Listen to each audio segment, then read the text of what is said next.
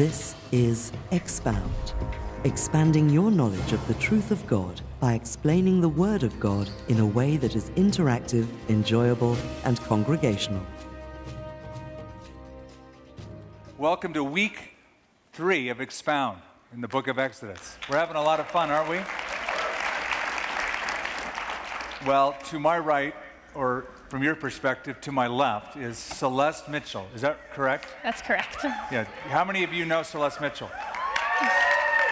Okay, so you that know her know that she went through our school of ministry, that she worked on staff in the cafe. She now works on staff at M88. She's a college student. Yes. Is that right? Yes. And you did a segment, we're calling it Street Level. You went out on the street and you asked some questions to people. Yes, at UNM. At UNM, which is where you go to school. Mm-hmm. So what questions did you ask them? Basically what we're going to be going over tonight, if people believe in angels, miracles, about the burning bush with Moses and the angel of the Lord, and if they think the Bible condones slavery. So. Interesting questions. We'll be interested to find out what the answers are, what they said. Well, let's roll that clip and we'll look at it.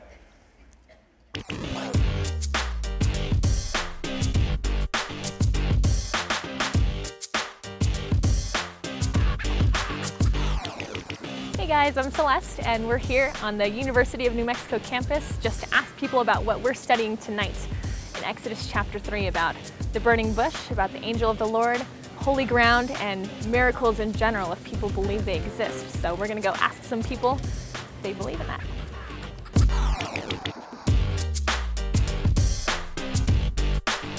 All right, so when it comes to angels, do you believe in angels? No. Why not?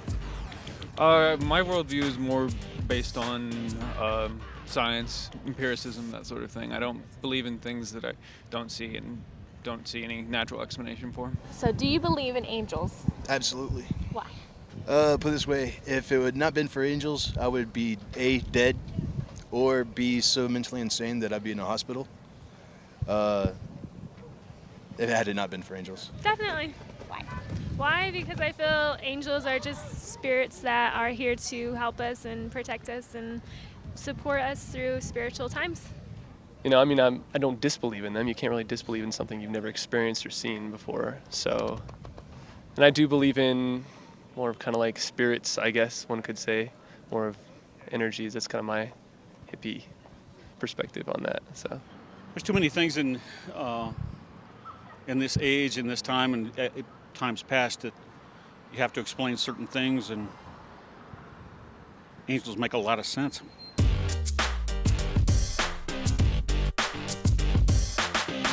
What about in regards to just the world? Do you think there's any places on earth that are considered holy ground? Maybe from a cultural, emotional, and social point of view, but I don't believe in supernatural things generally. In regards to different places around the world, do you think there's any places that are more holy than others? No, I think it's each individual person. So it just depends on... So yeah, it just depends on what, it's different for each person. I think it's what you make out of it, each place, what you make out of it. I'm not sure. I think there are some places that get rumored to be holier, and I think because of the fact that people do believe in it, it becomes more holy. So I think some places do become sacred just because people believe they are. Well, I don't know. I mean, Christianity seems to be very personal, right, and internal. And well, a lot of times religions say this place is more holy than the others because a temple is there, but Christ calls our bodies temples. So I would say that Christians as the light of the world, that there's not a geographical location that's more holy than others, but there are movement in the body that seems to be more holy.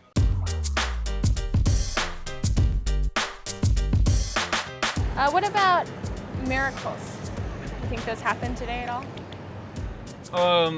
Again, it would be only in the, maybe as a social idea, but I don't think of any, I don't think of things happen outside of natural laws or anything like that. What about miracles in general? Do those happen today still? Yeah, I think they happen all the time, right? Now, the United States, I know that there's that whole adage like, we're too modernized to really believe in miracles. I don't necessarily think that that's completely true. I think that there's definitely something in the heart where people are more willing or more built up against believing in miracles or things, the supernatural they can't explain? I think I do. I think I would believe in miracles. I see it more as opportunities, because there's been times when something has worked out too well, unusually well. And so for me, it's more of, you're being presented with this unbelievable chance opportunity, but it's not going to just do itself for you. You have to, take charge, take the initiative, and go out and get it. So. Yeah, they could. I mean, you see people every day recover from sicknesses, from different diseases. So I believe that that's a miracle in itself. I think that today miracles are dismissed because we can think of so many other explanations for them. But I think that all things are possible. What about miracles? Do they happen today? Yeah. Okay. Well, we're looking at one in particular in Exodus chapter 3. Are you familiar with the Bible at all? A little. Well, it talks about a burning bush, how the angel of the Lord appears to Moses. Would you consider that a myth or a miracle? I would consider it a miracle. Miracle. Okay, cool. I don't think anything short of that would have gotten his attention. So in Exodus chapter 3, you're talking about the burning bush Yeah. that appears to Moses. Miracle or myth? Miracle. Miracle. Yeah. I think it did really happen. Miracle. Miracle? Yes. Cool. I think when it comes to the Bible, I have a very obscured opinion on it. I think it's a very well-written book. I think it's beautiful literature. However, I don't believe that everything happened the way that it is expressed, or literally. I think a lot of these things are written romantically, and I think they're written in order to have people understand things in a different way. I mean, miracles just, in my worldview, I don't see miracles. They're not something I really think about. I mean, except maybe as ideas. You can, as like a metaphor for describing things. I'd see it in that point of view, but from the traditional religious idea, no. The Bible talks about slavery pretty frequently. Yes. Do you think it condones slavery? I think it's just a different time of life, different. It was just a different time of life, and that's just what was. I don't think it condones it, but it's just that's what is the norm at that time. The Bible talks about slavery a lot. Does the Bible condone slavery? I think being that it was written in those times, times that aren't like now, I think it didn't condone slavery. It just accepted slavery as a factor of life in those times. Well, it does say that slaves are supposed to obey their masters, and so that in a culture like ancient Rome, where slavery was a fact of life, that Christians were supposed to work within that and to respect that authority that was in their lives. So I hate to say that the Bible condones slavery, but it definitely gives instructions of how to behave within that situation. To me, that seems like we are either slaves to sin or slaves to Christ, And so I think that the Bible condones being slaves to Christ, right? But humanity is in itself a slave to something. We can't choose that, so.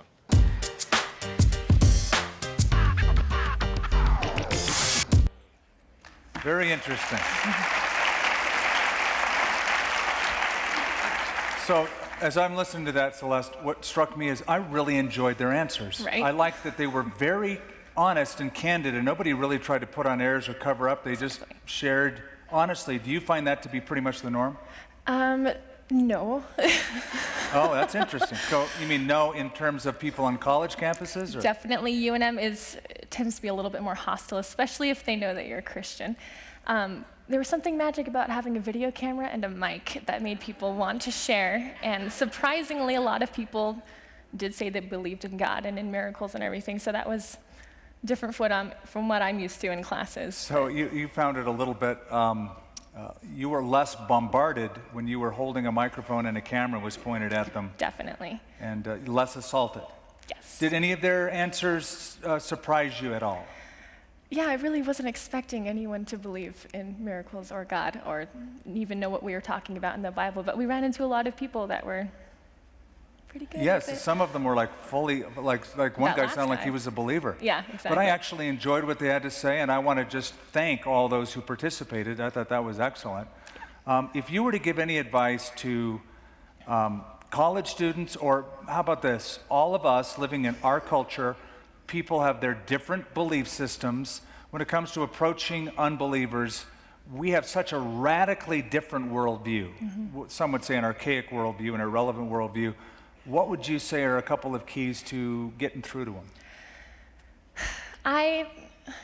My heart is really just in respecting people as people. No one really likes being cornered. No one likes being hit over the head with the Bible. And there's a verse in Colossians chapter 4, it's verses 5 and 6, talking about approaching outsiders with wisdom, letting your speech be seasoned with salt, and being gracious. That way you know how you ought to answer each person. These are people, and they deserve a little bit of respect. Think about how you would want to be witnessed to, Right. and that's my approach. And you know what?